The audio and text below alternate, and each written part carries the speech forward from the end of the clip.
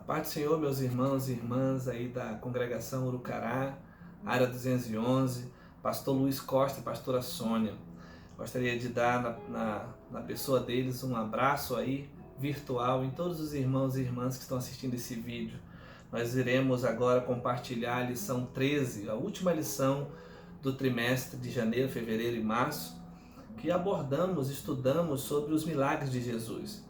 Mencionar mais uma vez o meu agradecimento aos irmãos que ensinaram durante os domingos pela manhã, durante o trimestre, e irmãs que realmente abençoaram a igreja, falando sobre os milagres de Jesus. Irmã Luciana, irmã Marli, Nailson, Fernando, Evandro e Tomás.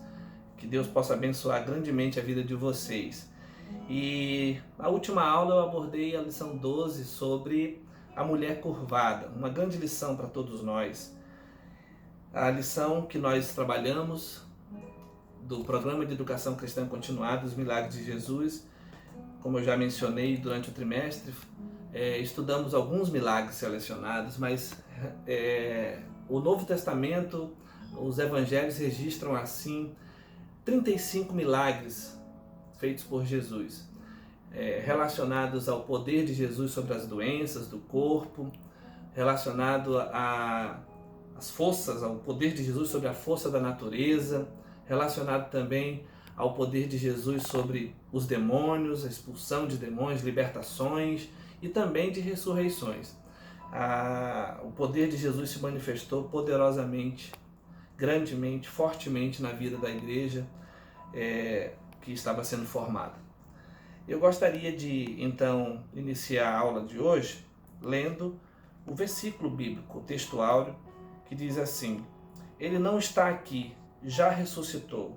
Como havia dito, vinde ver o lugar onde ele jazia. Mateus 28:6. A conhecida passagem em que nós vemos ali esse anjo comunicando-se com as mulheres e dizendo que Jesus já não estava ali, ele ressuscitou. O tema dessa lição é a ressurreição de Jesus. É o maior de todos os milagres. É aonde está firmada a nossa esperança e o sentido da nossa vida. Tal como fiz na última aula, vou abordar alguns aspectos aqui dos tópicos acerca do milagre, da ressurreição e o que a ressurreição revela sobre Jesus e seus ensinamentos. Aqui logo no primeiro ponto, nós temos a afirmação assertiva, de que realmente, sem a menor sombra de dúvida, a ressurreição de Cristo é o maior acontecimento da história e o maior milagre da humanidade.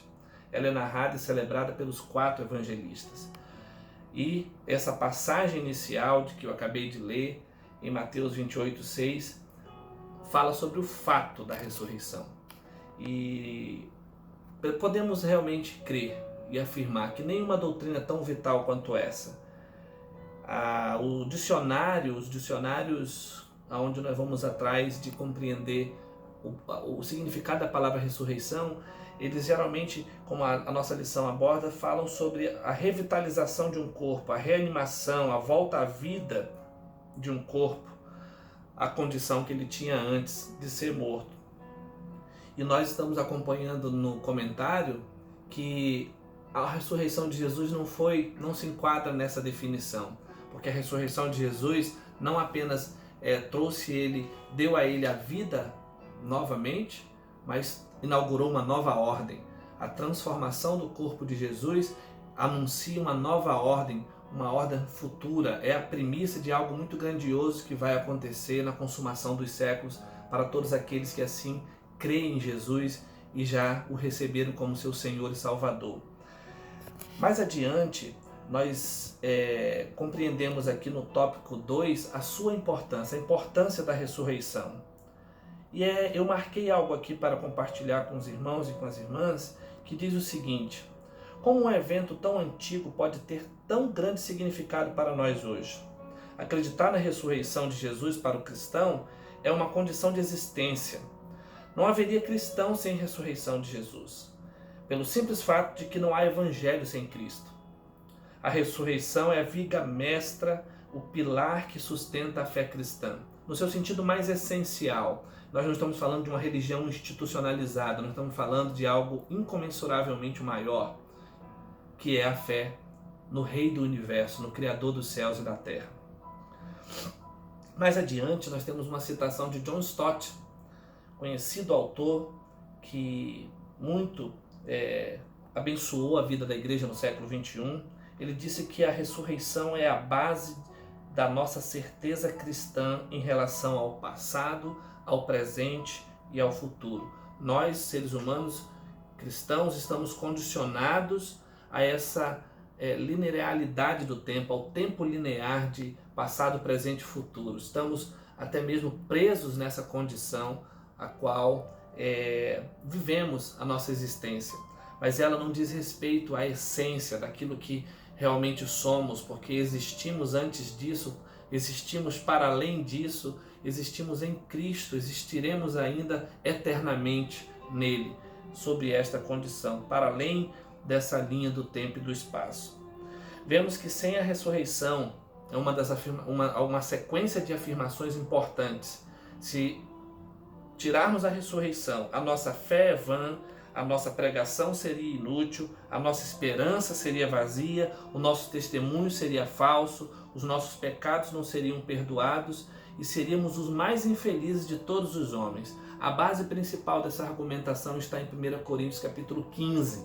Muito importante, porque Paulo está discorrendo ali sobre essa nova ordem, essa necessidade do incorruptível vir sobre todos aqueles que assim creem em Jesus. A necessidade do que é corruptível se revestir de incorruptibilidade. Paulo afirma com todas as letras: se Cristo não ressuscitou, vã é a nossa fé. Eu me lembro que uma certa feita eu estava cortando meu cabelo ali no bairro do Educandos e quem conhece ali aquele simpático barbeiro praticamente da nossa família, ele lia ali o Novo Testamento, lia, eu acho que ainda lê até hoje, todas as manhãs. O seu Miranda, gostaria de citar nesse vídeo o nome dele. Ele uma vez ele me perguntou, enquanto cortava meu cabelo, ele disse o seguinte: Daniel, eu leio o meu Novo Testamento e olho para o mundo e vejo o homem sempre sendo mal. Desde a minha juventude eu já vivi tantos anos e vi que o homem só piora, o ser humano só fica pior. E se a Bíblia está correta e um dia nós vamos ter um novo céu, ele falou mais ou menos nessa expressão, como é que esse problema vai ser resolvido uma vez que o homem continua sendo mal? E isso é importante aqui nós refletirmos nessa aula, porque a minha resposta para ele é aquela da qual eu ainda creio.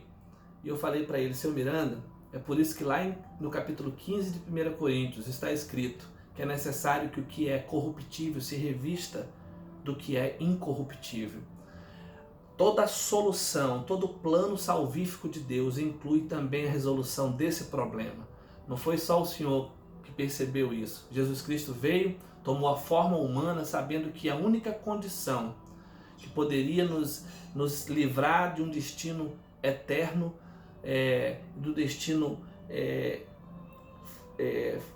que nos traria a perdição eterna, isso que eu quero dizer, seria Ele tomando sobre si mesmo todos os nossos pecados, pagando um preço de cruz, se esvaziando de si mesmo e morrendo pelos nossos pecados para que pudéssemos ter a vida. Então, na condição humana, Jesus veio, morreu e ressuscitou pelos nossos pecados. E Ele é, na sua ressurreição, as primícias da nossa ressurreição, daquilo que virá a seguir, que cremos ser a consumação dos tempos, a consumação dos séculos. Então essa resposta eu dou hoje. O homem, ele continua sendo mal, porque na sua própria natureza ele é pecador. Até mesmo nós que já recebemos a Cristo, pecamos e erramos, mas João capítulo 1, 1 João, no capítulo 2 diz que ele escreve aquelas coisas para que aquela comunidade não pecasse. Filhinhos, eu vos escrevo para que não pequeis. Mas se porventura pecais, saibais que temos junto ao Pai um advogado justo e fiel, Jesus Cristo justo.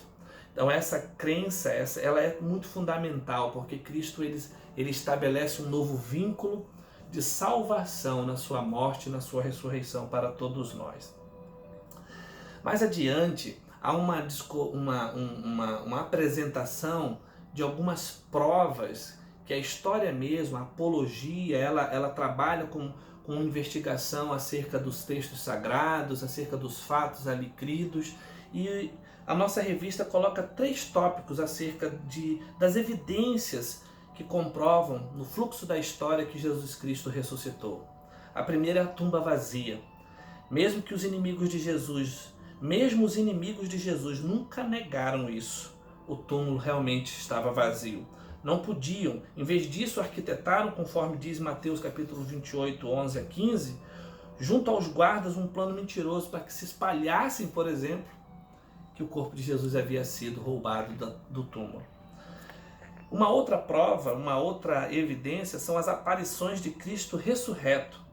Jesus foi visto, tocado por Tomé, acompanhado por outros discípulos na estrada de Emaús, fez milagres, comeu com seus discípulos.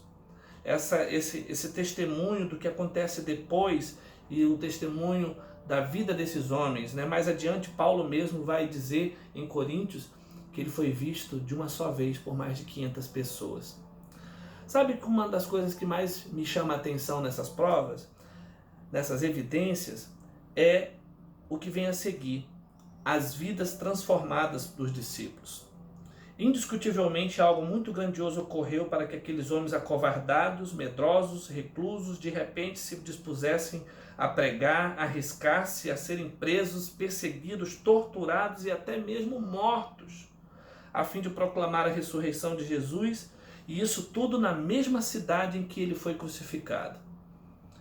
Aí a pergunta retórica: eles estariam dispostos a fazer isso tudo se soubesse que era uma mentira?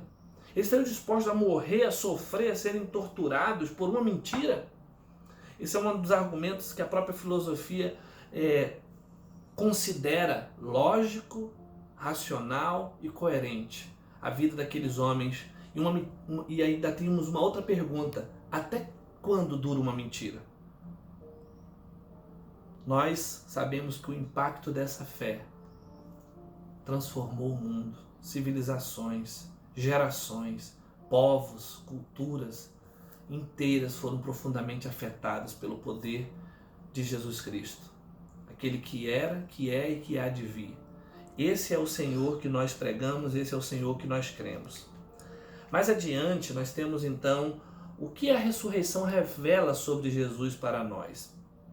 Eu gostaria de ler aqui o versículo que diz o seguinte, 1 Coríntios 15, 20. Mas, de fato, Cristo ressuscitou dentre os mortos, sendo ele as primícias do que dorme. Eu já havia dito esse versículo, mas estou lendo e dando referência para que você possa acompanhar em 1 Coríntios 15, 20. Fosse a ressurreição de Jesus apenas um retorno à vida, apenas uma volta ao seu corpo normal, alma e espírito, ele não poderia jamais ser chamado de primícias dos que dormem, nem o primogênito entre os mortos. Na ressurreição, Jesus é dotado de um corpo futuro, que todo crente um dia possuirá, sendo ele mesmo o nosso próprio modelo. É interessante que mais adiante, no versículo 42 a 44, Paulo deixa claro como serão os futuros corpos, quando ele está falando ali da necessidade do que é corruptível, ou seja, o nosso corpo que adoece, o nosso corpo que padece, o nosso corpo que envelhece, ser revestido de uma nova ordem, de uma nova estrutura, que dê conta de que ele não mais morra, ele não mais sofra, ele não mais padeça, ele não mais se corrompa. Paulo está apontando então características sobre a nova transformação daquilo que a igreja crê, aquilo que cremos. Mais adiante, nós temos essas características. Primeiramente, esse corpo será incorruptível, não haverá mais possibilidade da morte existir, um corpo que não morre, um corpo que é eterno. É um corpo glorioso, significa que a própria glória desses corpos vão resplandecer como o fulgor celestial. É uma nova estrutura, é o poder de Deus revitalizando os corpos do seu povo. E esses corpos também serão poderosos, cheios de energias e novas faculdades. Eu conversava ontem com a Larissa e com a Sofia, e a gente assiste tantos filmes, né, que mostram muito esse cenário. Eu acho até que Hollywood, o ser humano que arquiteta, que pensa o filme, que projeta, ele só está, na verdade, manifestando uma espécie de clamor, de gemido por aquilo que ele não tem. Quando ele cria os super-heróis poderosos, e o nosso Deus, Criador do universo, ele proveu isso. Ele nos dotou no início. Quando o homem caiu, ele perdeu algumas faculdades. Há um grande debate no ambiente da teologia sobre isso. Mas é promessa de que esses novos corpos serão poderosos. Lembra-se de Jesus quando ressuscitou? Os discípulos estavam numa sala fechada, 4 paredes, e de repente Jesus apareceu no meio deles. E era um corpo, não era um fantasma, não era uma alma. Então, o que será que esses corpos poderão ser capazes de fazer? Então, a gente faz uma analogia sobre aquilo que o próprio cinema muitas vezes mostra, aqueles homens velozes, aqueles homens que voam, e tal é o privilégio de sermos transformados e abençoados por essa nova estrutura de corpo oriundo da ressurreição. E por último, são corpos espirituais. Corpos humanos e corpos espirituais. Embora pouco saibamos sobre isso, nós sabemos que repousará o caráter mais essencial da estrutura de um corpo, que é a ligação profunda do seu espírito, da questão espiritual com Deus, porque Deus é espírito. E mais adiante, na nossa lição 13, nós temos uma apresentação, e já é a parte final dessa aula, lembrando que a ressurreição ela precisa ser para nós, na nossa mente, na nossa alma, na nossa fé, a maior esperança que temos. A palavra de ordem, a palavra final é a vida eterna. O túmulo, o crematório, o mausoléu, nada é definitivo. Nossa esperança é o Cristo vivo. Aqui ficamos cansados, adoecemos, envelhecemos e morremos. Aqui todos sabemos, o milagre é pontual. O milagre muitas vezes é até exceção, não é regra. E conforme a vontade de Deus. A resposta definitiva de Deus para todo o mal, para o pecado, para a morte, é a ressurreição. Então, pessoal, irmãos e irmãs, essa lição ela vem nos ensinar aquilo que esquecemos diante dos problemas da vida, talvez acarretados de muitas coisas próprias da nossa existência material. Mas Deus tem nos dado oportunidade nesses dias para estar mais próximos de pessoas que são tão importantes para nós, como amigos, como familiares, estarmos ligando mais uns para os outros, dando sentido de esperança, de uma palavra que em hipótese alguma trará desespero, pranto, pelo contrário, trará esperança, trará equilíbrio, saúde mental, saúde do corpo. Que o Senhor venha abençoar cada um nessa gravação com essa palavra. E por último, nós temos então uma apresentação daquilo que aconteceu após o poder da ressurreição de Jesus naquele mesmo ambiente. A morte foi derrotada. Onde está, ó morte, a tua vitória? Onde está, ó morte, o teu aguilhão? E há um comentário bem interessante aqui na página 81 da revista, a penúltima página, que diz o seguinte: os profissionais da saúde mental chamam a morte de a angústia básica de todo ser humano. Indiscutivelmente, por maiores que sejam os avanços da ciência, da engenharia genética, da tecnologia medicamentosa, nada disso pode livrar o ser humano da morte. O sábio escritor de Eclesiastes diz: ninguém tem poder sobre o dia da sua morte. Mas Paulo declarou: onde está, ó morte, o teu aguilhão? Onde está, ó morte, a tua vitória? A morte morreu na ressurreição de Cristo. O seu ferrão foi arrancado e agora o universo inteiro aguarda apenas o momento exato em que Cristo consumará todas as coisas. Por isso Paulo diz também em Romanos 8, toda a criação geme como se estivesse com dores de parto, esperando pela manifestação dos filhos de Deus, pela manifestação da igreja, pela manifestação do poder de Deus em todas as estruturas do mundo, de modo que nós anunciemos dia e noite: vem, Senhor Jesus, venha o teu reino, Senhor Jesus, e Maranata, ora vem, Senhor Jesus. É espetacular isso. A visão que nós passamos a ter é uma visão de que nós estamos aqui cumprindo o propósito, mas que a vida eterna nos aguarda.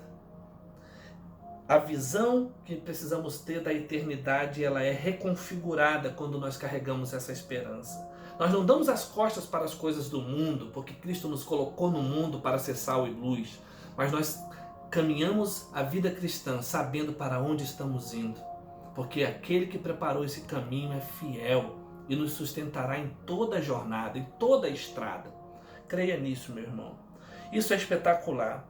Temos um relato lindo, maravilhoso do martírio de Estevão. Talvez não tenha sido tão maravilhosa a cena, mas nos inspira a crer no que Deus fez. Temos uma revelação forte nesse texto lá de Atos capítulo 7. Essa passagem mostra como a visão da eternidade foi alterada depois que Cristo ressuscitou. Estevão está pregando essa palavra, essa esperança, aqueles homens que dominavam a lei, dominavam supostamente a palavra de Deus, quando nós aprendemos isso na aula anterior, mas eles não estavam com os ouvidos abertos, nem com os olhos abertos, nem com um espírito sensível para perceber a grande revelação que tinha sido dada ao mundo. Eles estavam mais enrijecidos ainda para matar aqueles que estavam pregando Jesus.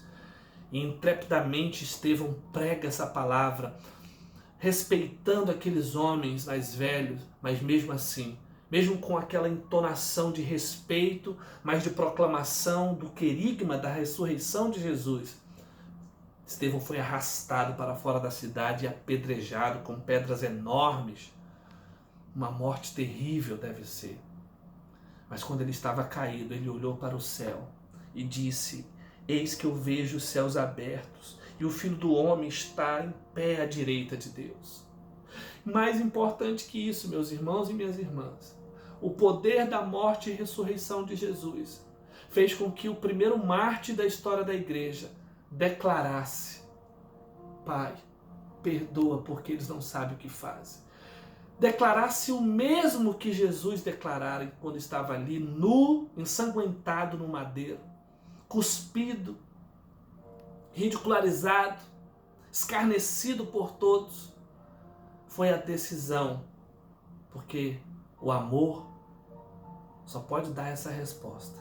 O amor não raciocina outra lógica, muito menos de vingança, de lei, de trocas, de favores. Simplesmente o amor dá, entrega-se deliberadamente. E é isso que move o poder de Deus em nossas vidas, meus irmãos. É crer que isso pode ser real para hoje. Então foi isso que Estevão viu. E mais adiante, o que significa para nós a ressurreição? O texto diz que é perdão para todos. Depois da ressurreição de Jesus, podemos dizer que a lógica é o perdão, é a aceitação e não a vingança. Vamos explicar isso sobre a ótica do Estevão.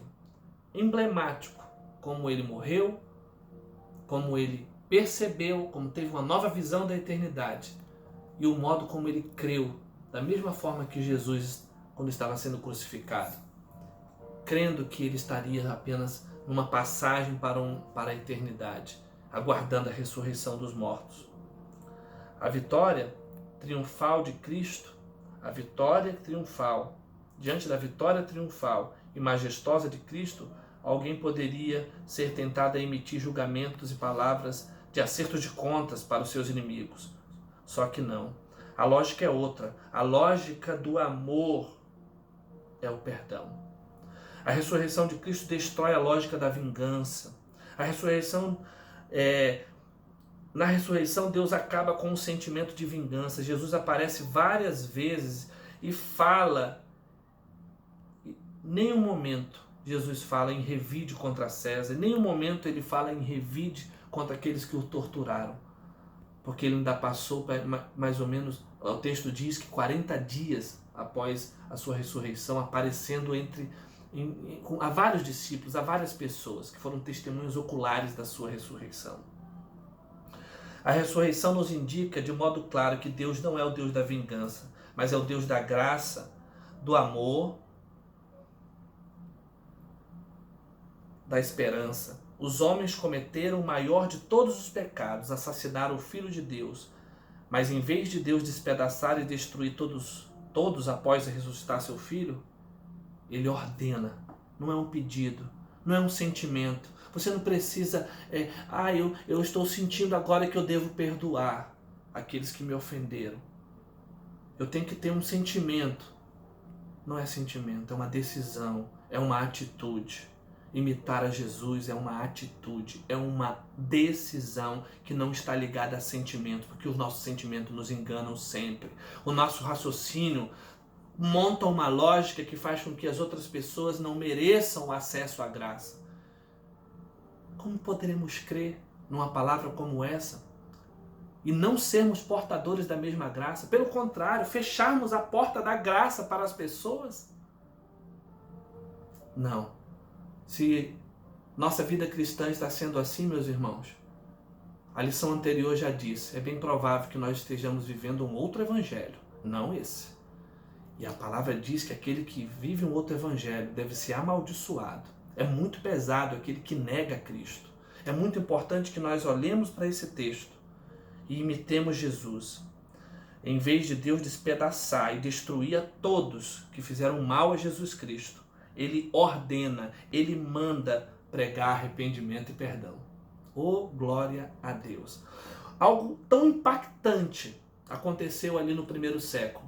E eu sou historiador, gostaria de terminar essa aula lembrando de um aspecto que eu comentava ontem aqui em casa, com a Larissa e com a Sofia, de vários pensadores cristãos que no segundo século começaram a florescer, a igreja começou a florescer de grandes mestres preparados para defender a fé cristã diante de tantos ataques terríveis, porque internamente haviam heresias que dividiam o povo, eles não tinham um hall de membros, eles não tinham um templo, uma congregação que eles pudessem ir aos domingos, às terças-feiras, eles simplesmente viviam juntos nas casas, na relação, no relacionamento de fé, de afirmação, de comunhão, de partir do pão.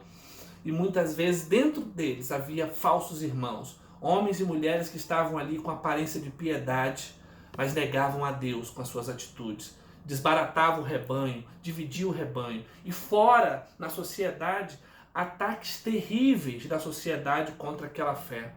Fofocas, calúnias, fake news acerca de quem era Jesus, mentiras horrendas sobre o Evangelho. Homens cultos da filosofia da época escrevendo e dizendo que Jesus havia sido fruto de um estupro. Coisas como esse tipo de calúnias. E outros escritores dizendo que a ressurreição era uma aberração, era a doutrina mais ridícula que eles tinham ouvido. E escreviam, ridicularizando inclusive a morte daqueles homens e mulheres nazarenas. Como é que o teu Deus, eles diziam nos escritos, eu me lembro aqui, vai ressuscitar esses corpos que foram dilacerados pelos leões?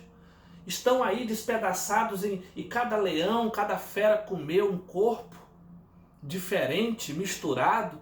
Porventura, até mesmo eles já defecaram os corpos, eles diziam exatamente assim, porventura esse Deus que você crê vai transformar cocô, fezes de animais em corpos humanos, era assim que eles atacavam. Mas homens como eu, como você, que é dedicado à palavra, dedicado ao ensino, se levantaram no segundo século, com a capacidade de pregar a verdade, de não negar a ressurreição. Como Paulo sinalizou em Atos capítulo 17, diante daqueles homens cultos do Areópago. numa retórica incrível de conversação, de diálogo, de citar inclusive as fontes deles, mas de modo algum negar a ressurreição. Porque Paulo afirma a ressurreição, mesmo num discurso culto como aquele, ele afirma que Jesus ressuscitou. Mesmo que os gregos tenham dito, sobre esse assunto conversaremos outro dia, porque não entrava na cabeça deles. Muitos céticos não entram em suas cabeças a ressurreição. Mas nós cremos que ela é real. Ela que dá sentido à nossa vida. Então, homens no segundo século, eu gostaria de lembrar de Atenágoras de Atenas, para a gente encerrar esse momento aqui, para abençoar a sua vida. Que diante desses ataques que eu acabei de citar, de homens ridicularizando na literatura a maior de todas as doutrinas, chamada ressurreição, Atenágoras escreveu um texto ali no século II para o século III chamado A Ressurreição dos Mortos, endereçada ao Senado romano, endereçada ao imperador, ao chefe do mundo. E alguém que tinha essa capacidade não escreveria qualquer coisa. E note o que respondeu Atenágoras diante de um ataque desse tão ríspido, tão escarnecedor com a maior doutrina, que era a ressurreição dos mortos. Ele disse o seguinte: ora, em seus ataques, você ridiculariza a nossa fé. Você diz que é impossível Deus trazer à vida os corpos que foram dilacerados. Mas e você nunca fez nenhum questionamento sobre o modo assombroso que fomos formados no ventre de nossas mães? Do modo meticuloso, do modo extraordinário que os nossos órgãos foram tecidos, os nossos corpos, o nosso sangue, de um modo absolutamente inexplicável viemos à vida, que até hoje é impossível explicar isso. Biologicamente se explica, há uma ciência, mas e a vida que dá sentido a esse corpo? Quem é que consegue entender? Quem é que consegue explicar? Que laboratório consegue fazer? Ora, disse Atenágoras de Atenas, o mesmo Deus que nos cria de um modo assombroso no ventre de nossas mães, também é capaz de trazer a vida a todos quantos morreram dilacerados pelas feras. Era esse tipo de resposta, de um nível intelectual altíssimo, que aqueles homens que eram filósofos vinham dentro desse ambiente carregado de cultura pagã, mas começaram a servir a Deus com seu intelecto. Lógica simples. O que é mais difícil? Trazer um corpo à vida ou fazer a sua formação milagrosamente, assombrosamente no útero de uma mulher? E eu quero finalizar fazendo uma breve oração, porque o Senhor nos trouxe até aqui, nos deu essa possibilidade de explanar esse assunto, encerrar o trimestre, e que o Senhor possa abençoar nossas vidas nesse dia. Feche os seus olhos. Senhor, nós te agradecemos por essa oportunidade de falar do maior emblema da nossa fé, a tua ressurreição, Jesus. Se o Senhor